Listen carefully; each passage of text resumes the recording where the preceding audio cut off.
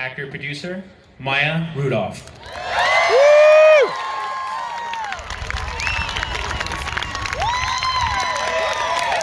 Thank you. It's actually Los Angeles native. Or as some would say, Los Angeles. So, ladies and gentlemen, and everybody else, thank you so much for being here. I'm very happy to be here because we're celebrating a show that my dear friend made. You guys probably don't know that Natasha is my friend, right? You do, but I don't think a lot of people do. Natasha and I will talk about it with you, but we were roommates at one point in our lives. Was it the No, it wasn't the 90s. You were too young. But you'll find out a lot about me, too, tonight. So, this is great. I really like celebrating Natasha, and it feels really good. It feels great. So let's bring up New York native. Are you a New York native? She's a New York native, natural redhead, pure Jew, Natasha Lyonne.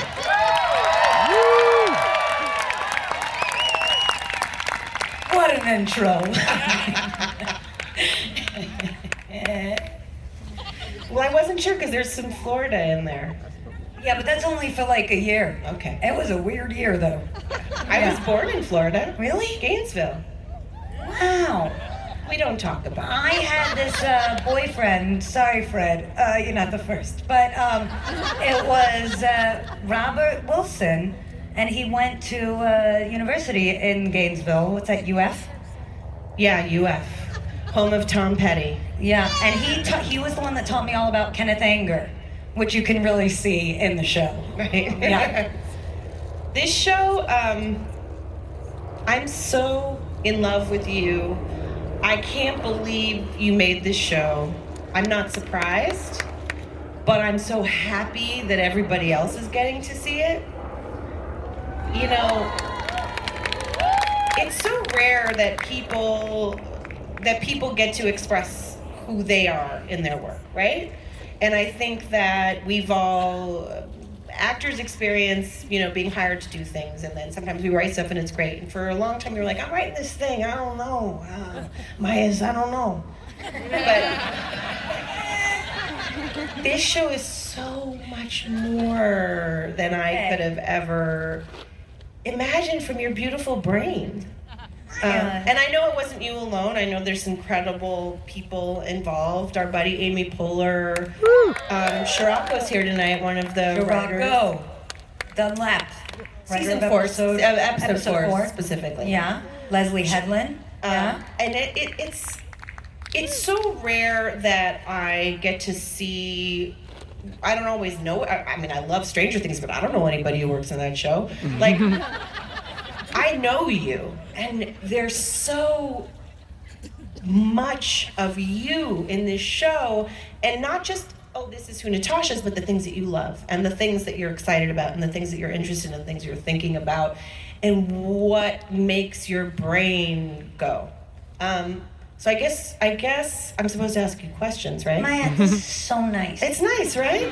This is, and like, Welcome by the to my way, new apartment. like Netflix, Cindy. I mean, Yeah, look at this. That No, this is Cindy loves you. A cemetery. I love You you and back, Cindy love each other, But very much so. I mean, this is so. The idea that this show has happened and that so many nice things are happening. It's a very overwhelming thing, to be honest. But it's happening for the right reasons. I'll be honest. I've lived a long time. I'm not young anymore. And I've seen really bad things made for many years. Many excruciating years.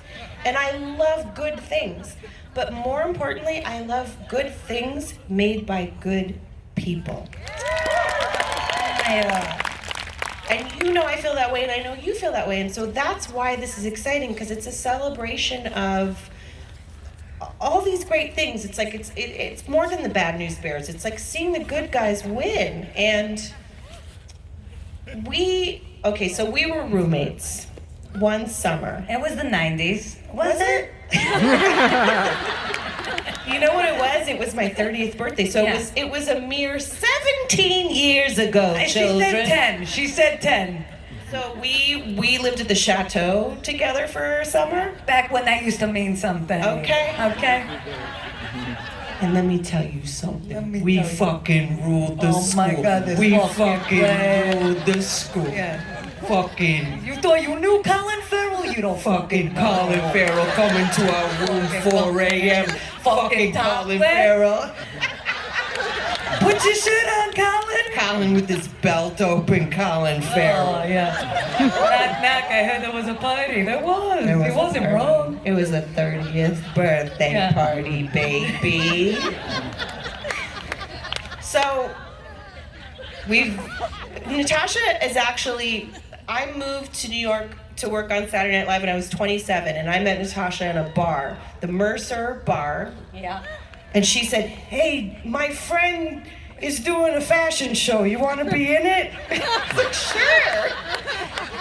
It's called Imitation of Christ. My friend Tara Subkoff and Chloe but we didn't get to be models. We were the MC. We were the MCs. remember, you know, that's what was so great. A lot of people here are too young to remember. But, you know, it used to be there was no cell phones. You made a plan, you showed up, and then there's like We one did. photo exists from Yeah, it. one and that's fucking the photo. photo that indicates to me that when you say we were MC, in my mind we were models. Okay? We were MCs. But I see that we have microphones and very We were large MCs. hair. We were So I MCs. believe you.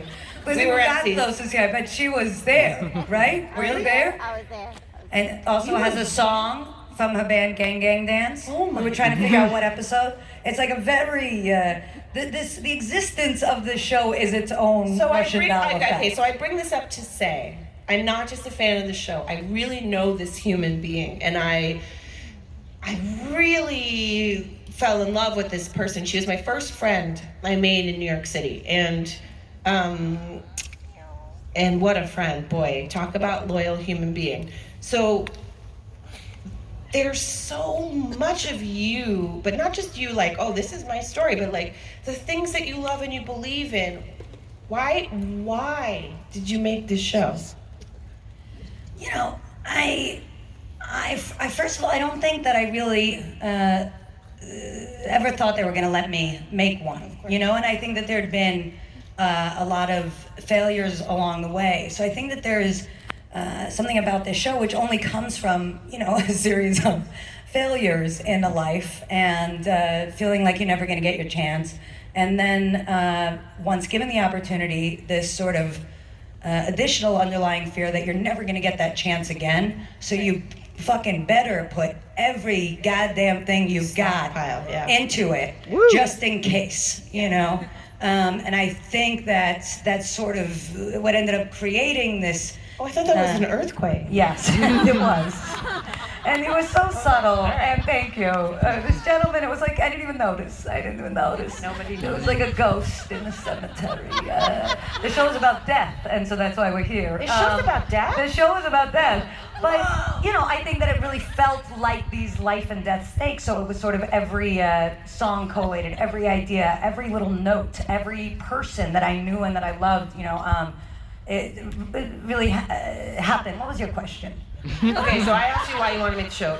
Let's just fast forward. Yes, Okay. keep going. So like the music, right? Everybody hears themselves singing the Harry Nilsson song, and then some of the songs are being played tonight, and you're like, fuck the music. Like, was that you? Or let me ask you this: were you collating? Were you curating this playlist? It was also Brienne Rose, who's the Emmy-nominated Brienne Rose. Sure. And Christine Cromer here tonight, Emmy-nominated. But this feels like a personal choice. The Harry Nilsson, I think, really spoke to me. And I guess it does sort of also answer the question of why I wanted to make the show. You know, for example, when I watched that Harry Nilsson documentary, I think it's called Who is Harry Nilsson? Now streaming probably on Netflix. And you know, I mean, this was somebody that had a very heavy personal life. And I think that I wanted to align Nadia's journey and the story of the show with to a lineage of an internal struggle. And I wanted to make a story for people that feel the burden of having a mind, which is, I think, sort of all of us. Most of us, yeah. It's a very unpleasant and curious experience. And what do you do with it? And, really sort of man's search for meaning. And that Harry Nilsson was this person who ultimately crumbled under that weight in many ways. Ronnie Spector we were talking about before, that was sort of a choice in a different way. You were just hungry. That was she my had a next happy question. ending. She did. She ended up leaving Phil and marrying a nice guy. Yeah, Phil Spector doesn't seem like a great He wasn't a great boyfriend. But that was my next question. Yeah. If it hadn't been Harry Nilsson, because this song feels like, for a generation that's experiencing this song and not growing up with Harry Nilsson and The Point and stuff like that, like, this is this feels like Russian Doll now. Yeah. So what Or Harry. Yeah. Listen, Harry, wherever you are. Yo, what's up? He's back buried. He might be there. Never know. What was the song? Was the song maybe going to be Ronnie? Well, I think that there were sort of there were different people that kind of touched aspects. Brian Eno, who also has a wonderful quote: "Find what's safe and use it as an anchor." That's Rudolph is the answer. Is it? But there were different people who would kind of touch on aspects. It's like George Harrison, Lil' Kim was oddly auditioned. Really, which song? Tonight. What's that one? Not Tonight. And then she's gonna go out there and she's gonna really spank something. Yeah, she's gonna mix it up. And it gets into some dirty words. That's great. There's a very dirty lady. The undercarriage gets involved in the sort of Back and the belly of the song, and they're gonna really replay it that many times. it. It can't get in there. Right? Sure. And but ultimately, yeah. So Harry Nilsson felt like it also touched this kind of oddly buoyant quality that, if you really sort of sat in it, is the darkest song you've ever heard in your life. And there's something about. There was a time when I had considered only sort of waltzes. There was a time that I had considered only female musicians. There were kind of like a lot of incarnations, and it just kept feeling like Gotta Get Up was the one that sort of. I've played it hit in the on the morning head. to get my kids out of the house to get Does to it work? school. Absolutely. God, that's good news. It's for breakfast music. Yeah. Let's talk about death. Yes, I love talking about it. Yeah. I love thinking about it.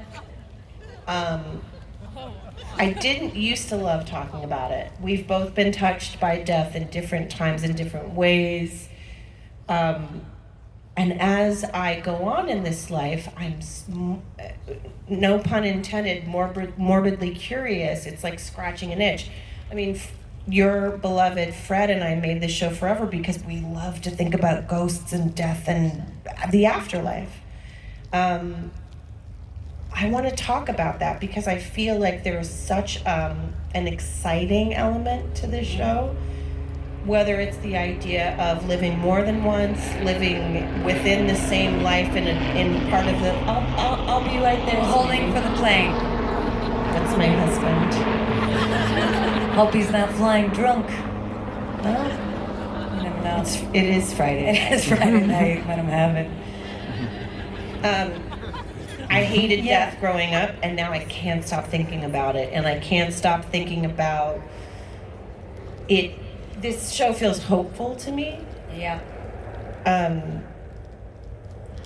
In such an exciting way. And I want to talk about whether it's the definition of a time loop or knowing that you're not alive or not dead or whatever this is, there's something else. Because that to me is the excitement. That to me is the fascination of like, it's not over, like it's not just all black or whatever color it might fucking be, but that it's something else. That these beautiful relationships, these loved ones, these families, these things might exist, or that every single moment in your life might affect something. There's this picture that hangs in Nadia's apartment. It's a picture of William Burroughs, and it says, "Life is a killer." And I feel like that's sort of one aspect. That's sort of like where Nadia begins her journey, is this nihilist, this person who thinks that I'm just gonna walk into traffic and we'll see what happens. You know, I have very little stakes in whether I make it across the street alive or not, because I'm so inherently uncomfortable in my own skin that, you know, and ashamed of it, you know, ashamed of this underlying brokenness, which is, I think, something I also really wanted this show to address, that I think we have a warped system, a warped society in which, instead of sort of holding up otherness and our own experience as something to be proud of, we try to hide and bury it, and, you know, tell each other that we should feel ashamed and sort of seek perfection or something else. So anyway, she begins this sort of journey as this kind of nihilistic character, chain smoking, etc., and a slow burn death. And, you know, not until she meets Alan, Charlie Barnett, who's here tonight, a wonderful, Charlie. Extraordinary actor. Very much. You know, really kind of takes the tone of the show and becomes the perfect sort of counterweight to sort of say, with his own brokenness that's of such a different strain, and you know, in other words, he's more of, you know, a kind of pulled together, buttoned up guy, Right. And yet his own sort of embarrassment for his own sort of perceived, you know, failings at just not being an average bear is devastating to him. Mm-hmm. And yet together they're able to go on this journey of finding some sort of connection, that perhaps there's some meaning. A commonality. in that. Yeah, and that maybe this whole thing, this whole racket, this, you know, gibberish kind of nightmare that we're in, maybe there's a sort of a chance, a window for kind of hope and connection, that in sort of moving from self to self is a horror show. You know, if I'm just living a life where it's about me and winning and fucking ambition and I gotta do it and I'm gonna be skinny and I'm gonna do my shit, you know. This is such a bullshit way to live, and it's such dirty business, and it's soul-rotting stuff, you know. And this illusion that we're all, this game that we're in, is very dangerous. And I guess now burgers have arrived. Also good timing. And thank Pepperoni you. That was pizza. my way of saying thank you. I'm a New Microphone. Yorker. And Wow, And- this is a really wonderful restaurant. it is.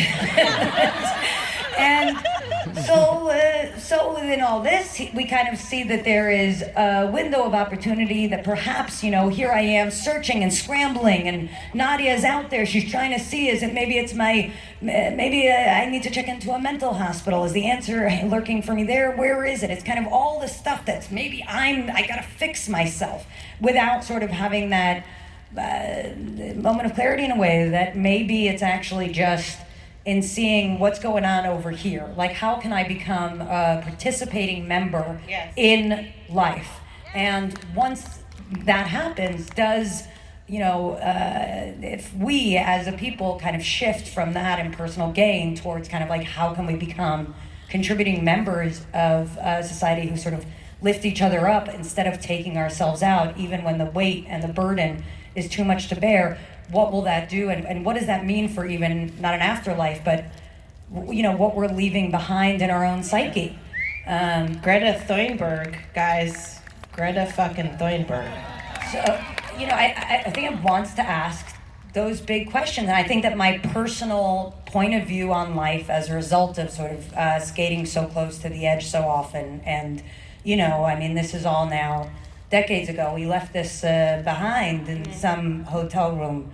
It was the chateau. The parking lot, yeah. It got worse after that. But either way, you know, the point is it does give you a sort of specific perspective to saying, you know, a decade later, all right, so if I'm not taking myself out on a regular basis, why am I still sort of having this experience of sort of, you know, a lack of comfort in daily existence? You know, things are pretty good for me, actually. So what is that? And is it possible that it's just that we're living in a bit of a warped world? And so I continue to want to ask those questions, but had a sort of very personal way in to sort of feeling like, in the way that I think like Bob Fosse, All That Jazz, can kind of, he can sort of see his own death so closely that it leads him to be able to comment on it and question it. I just think, Which is very so different exciting, story but than also Fosse. But terrifying. I mean, Yeah. I've begged to be stupid many times in my life. Truly, I thought like, wow, that would be bliss. I don't 'Cause it's know that it's any painful of to us think are so as much. dumb as we'd like to be. No, I don't think that Yeah. we are. Yeah. I have a couple questions about Easter eggs. Yeah. Which is a term that people like to layman's. This is a term that people like to use. Easter eggs. As though there were a nice pastel colored egg in your yard, but these things that might actually catch your eye upon rewatching an episode, right? So the Easter egg idea of, are there Easter eggs in, I fucking love an Easter egg in a show. That Netflix is so good at Easter eggs. Yeah. Have I mentioned Stranger Things? So good at Easter eggs. Yeah. So like, were you consciously thinking about Easter eggs in the architecture of the show from the beginning? Because Charlie, for example, I didn't spot him, but I was like, something about that kerfuffle in that deli is not normal. I'm gonna have to revisit that. Yeah. I knew Not something. kosher for Pesach. No. That's the other. Not piece kosher there. for Pesach. Yeah. I knew there was something there, so I was paying attention. But you're not always paying attention because you don't know what to look for. So did you purposely plant Easter eggs throughout this show? Yeah, I mean, the short answer is yes. And Will we be seeing any of them tonight in episodes 1 through 3? great. Mm-hmm. Yes. Possibly. Natasha's here, who is in the deli with Charlie, and you'll see in this Oh yeah, first talk episode. about that a little bit. Yeah, well, I think that it's in addition in that sort of the first time we go to the deli, which is you can't have a show in New York without a deli, obviously. And You need water, you need cigarettes. yeah, you need vodka. fucking supplies. Yeah. What is this? It's not a game. Did Brendon show up? Who plays horse? Brendon Sexton III? Anywhere? I hear a whoop, but I don't know if people like him or He's too humble. He's too humble. Fucking what a guy. What an actor. What a mensch, this guy. But so I do think there's also the three guys that are sort of the fratty guys that you see in the deli that kind of, fuck with Nadia, who later appear in episode 2 as the paramedics kind of, and so I think that, for example, this idea of kind of like this, morphing, shifting, sort of nightmarish. I think there was a lot of kind of research we were doing into, depths of hell and fucking, also sort of like Buddhist cycles of, redemption and reincarnation and, life is suffering and this kind of a thing. And so there's sort of, and horse as this kind of, a figure of who is this sort of imp? Who is this guy? Is horse oatmeal? Or things like that. So that there's, is it her psyche? Who are these kind of people? So I think that we were sort of, in a way, planting Easter eggs as archetypes in some ways. And That's fun. that's something that's fun to look out for. When you get that Wilting restart. flowers at the end. We spend so much time in the edit making sure they wilt will just we be right. seeing that tonight? I can't Yeah, I think it's it might be at the end of 2. I think it's at the end of 2, you'll look out for the, wilting flowers of like... Seeing Charlie Yeah. in that elevator? Yeah, well, that's just fucked up. That shit is like a real moment. Yeah. Yeah. I watched this entire show in one day. Yeah. One fucking day. Yeah. I watched it so many times. I bet Maya. you did. So many Here's times. another in question I have edit for you. thing. Who came up with Birthday Baby? That's Leslie Headland. The She birthday said she wrote "Sweet Birthday Baby," Sweet Birthday Baby is but wonderful. I also gotta say that the power of the marriage of like great writing and great acting. Fucking Greta Lee takes that line and she sort of does this trick where she's like, I know that's my one motherfucking line in this thing, and I am gonna make it a beast. Like in another man's hands. It's a phrase, you know what I mean? It's sort of like Sweet it birthday, could have been baby. a throwaway, and she eats it alive. She really does. And becomes like a Hunter S. Thompson sort of Terry Gilliam character. Does she have her hands in a raw chicken while she's saying it? All the time. This girl came to set with raw she can- chicken on a shellac. First time I saw Greta was in the movie Sisters, and she Which is you're in. a nail esthetician. She is, I think she's doing Amy Poehler's toes. Yeah. while she's talking to her, and Amy is telling her a very white privilege story, self-consumed, anxiety-ridden worry story, and Greta takes one look at her, her character goes, "You stupid." and I was like, who's that fucking girl? Yeah. She's unbelievable. Yeah. And then, you know, We shit knew took her. off in a Amy bucket. and I had created this other show together before Right. Russian Doll. A failure, a flop, and nobody's seen it. And But these in it, I play Nadia, and Greta plays my roommate. That was where we began this This love was that affair thing- I remember with you Greta guys- Lee.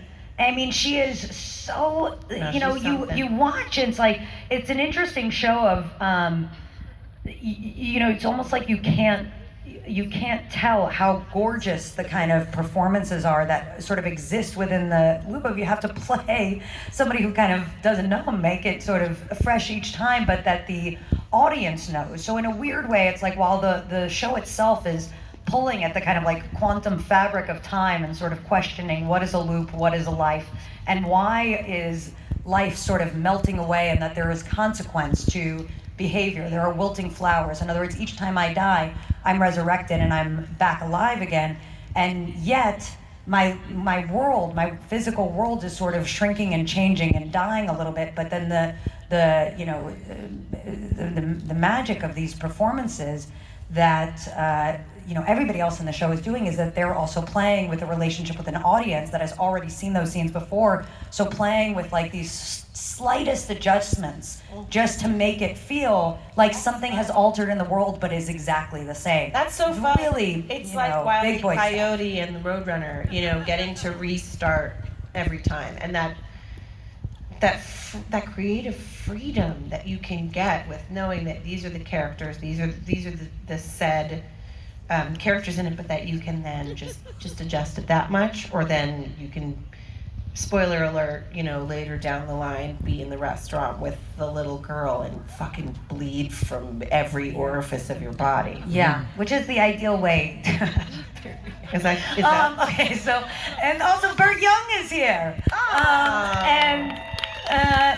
Bert, I adore you. Thank you so much for being here. I mean, Once Upon a Time in America, Rocky. I was watching the original Rocky again on a plane. I realized my entire aesthetic is just basically based on that movie.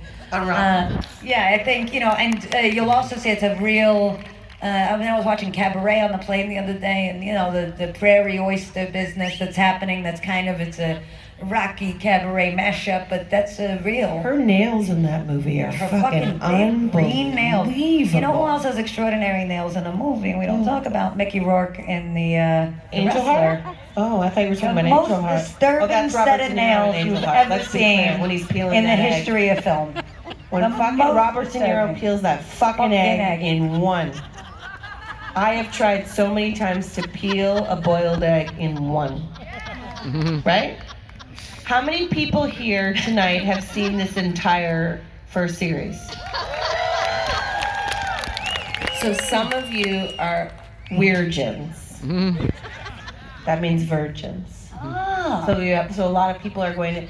I think it's exciting that they're going to get to see the first three, and then they're going to be fucking hungry. Yeah. Go fucking home and wash it. You're also a wonderful wearer of the pussy bow. Oh, thank you. You're welcome. Thanks. I wanted to have a sort of, you know, an all-purpose look. It moves day and night scene to scene seamlessly. You know, it is very specific. Jen Rogan, the extraordinary costume designer. Great job. She, you know, I spoke to her. I said, listen, what I like want pussy bow. is You like if- a silk blouse. if Don't fuck around. Marissa Tomei and Joe Pesci and my cousin Vinny made a baby, what would they wear? I get one outfit. And it's the pussy bow? And it's the pussy Wow. bow, because then it also becomes a Stevie Nicks. Then it becomes open and slutty. You know what I mean? That's important. Yeah, and then the overcoat, in honor of who? Many people, a Columbo, or what have you. Then you need a cat, because you want to be like Elliot Gould in The Long Goodbye. You're reminding me of something else I wanted to bring Yeah. up about Columbo. I know you're funny, but not everybody knew you were funny all these years, right? They saw you in a couple funny things, right? But like, you're so fucking funny. So when you're doing your thing in Russian Doll and you're fucking like doing the thing and you're being you, and it's, to me, and all the things that I've seen you in, this is really truly your prime. Again, I know that sometimes we have to go as far as like, okay, let's write this, let's create this, and you have to go that extra mile, but do you feel, having had to go that extra mile to really truly have those ups and downs of things you created, and then finally get to this place like, this is this thing that I really believe in, and this really showcases something that I feel good about. Does this feel, were you surprised when everybody went crazy for the show? Because I wasn't. I mean, that's a silly question to ask you, but I guess my point is like, fucking A, it's exciting. It really. Because you know what's interesting to me about this show is that it does feel personal, in a creative narrative way. Like not every bone of Nadia is Natasha, but there's a whole lot of Natasha and Nadia, and I find that the more personal things become, the more universal they feel. And I feel that what's happening in our world right now is creating an even smaller space for us to connect to each other. And I didn't have the mom that you have, and I didn't grow up in New York, but I really connect to this character. Not for anything in particular, just because I feel like it feels so personal. I feel like you're letting me into something, whether it's fabricated or not. And I think, God, it's so amazing when the stars align, when Netflix says, yes, you can make this show, and when Natasha's born and she comes into this world and she helps with this show, and you have an ally like Amy Poehler, and all of these things that helped make this show. Great things don't always get made, is my point. Yeah. Maya. But there's something so specific about it that's universal. Do you understand what I'm saying? You know, I do, and I'm talking. It's a cheese spice. I will say I'm very overwhelmed because none of it is lost on me. At all. I'm also struck by my friend Jake, who's here, who when he watched it was like, holy shit, like I've been your best friend since we're 16, and this is as much as I ever knew about your mother. Like, I'm so sorry. Let's talk about watermelon tonight. That was funny, Jake, because it was fucked up. But, I often think about a kind of a Twilight Zone scenario where it's like, if somebody told me at the time, like, listen, here's going to be this weight that you're going to take. And by the way, I do want to say that within, with some perspective of like, I had a rocky road, whatever, but it's also, it's a rocky and privileged road. Like, in other words, it could have been much worse in a way. My life, I think I had some... Anyway, but if they had said, it was pretty fucked up. But my point is, you've always been you, and that's there's a strength in you that pervades into the show. It pervades through you have so many good friends here tonight. Yeah. You've always had that. That was one of the things that I found most interesting about you when I met you, was your friends are your family. Yeah. And they've always been. Yeah, guys. But you really are a very because you've always been. Don't have family, so it really is. But it's up to the person to create that, and you created that, and you lived in fucking Manhattan, like the Big Apple. The Big Apple is a very heavy place. Never sleeps, this city. I'm telling you. If you had asked me in a Twilight Zone scenario, like, hey, look, you've got a choice, kid. You can either, life is the sum of our choices. This is the show. That's what the show is about, right? But if you had said to me, kind of, you can live this kind of like fucked up, decade horror film where you never know, you're going to make it out alive, you're going to, every day is going to be a beast, and you're not really going to want to participate. But then on the other side, it's going to, it's going to shake out like this. I would have been like, are you fucking nuts? Like, get me out of here. We're good. I don't know how I ended up in this situation here, but wherever the exit door is, I'll take it. So it's never for a moment is it lost on me that I'm so overwhelmed that this is my life and that like I'm now I'm at a fucking cemetery celebrating a show that I like wrote, produced, starred, created, directed. I think it's all very my fitting. like friends are kind of like in the show in some capacity. It's you're up here with me like my like major buddy of fucking 20 years. It's like it's all very so it's shocking to me constantly, and it's like more than it's a been testament sort of to you. more than enough. And now I think I'm really like, okay, it makes me want to kind of like double down, continue to ask big questions. Yeah. It's almost like I really am sort of curious about like sort of like the fabric of the ether in a way, because it's so curious to me that life is this kind of coin toss operation where you can like be on the wrong side of the coin at any moment and then it can kind of flip back up. I mean, it's such a curiosity, the whole thing, and it really makes me want to participate, want to double down. It's very encouraging. It's like as a creator, and it is. I mean, that it's like Leslie Headland is brilliant, that I was able to find someone that I could work with of that capacity. Alison Silverman is fucking brilliant. I mean, these are big brains. And Amy Poehler, as we know, is just like this fucking, like, she just came into my life and was like, She's a nurturer. and made it happen. I think that's, I mean, my last question for you about tonight, before we watch the first 3 episodes, is, you're happy about that? You don't want me to come to your house tonight and talk a little bit more? Because I'll fucking come to your fucking house in Los Feliz. You wanna fucking heckle? And I will fucking talk. Yeah. Fucking like. We'll fucking talk all night, motherfucker. So don't think I fucking won't. I will Uber to your motherfucking. Again, you duplex, fucking bitch. sit next to your fucking pillow and fucking keep And I will talking talk about to you shit. and your fucking The 2 ether, roommates. Fucking quantum physics. While we eat Easter eggs, avocado loops, toast, bitch. Multiverses. Alright? Connection. Don't think I won't. Motherfucker.